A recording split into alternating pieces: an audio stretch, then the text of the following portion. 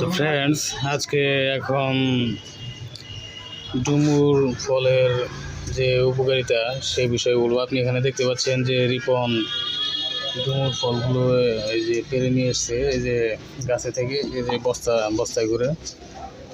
এখানে দেখতে পাচ্ছেন যে ডুমুর ফল দেখতে পাচ্ছেন। তো এর সম্পূর্ণ বিস্তারিত আজকে এখন জানাবো। এটা মাঝখানে খণ্ড করছে রিপন, এই যে বটি দেখতে পাচ্ছেন, বটি দিয়ে মাঝখানে খণ্ড করছে, এটা খণ্ড করে এটার ভিতরে রেখে দিচ্ছে। এটা রোদে শুকনো করতে হবে। সবগুলো মাঝখানে কেটে রোদে শুকনো করার জন্য প্রসেস করা হচ্ছে। তো ফ্রেন্ডস, এটার উপকারিতা এর ব্যাপারে আমি বলেছি।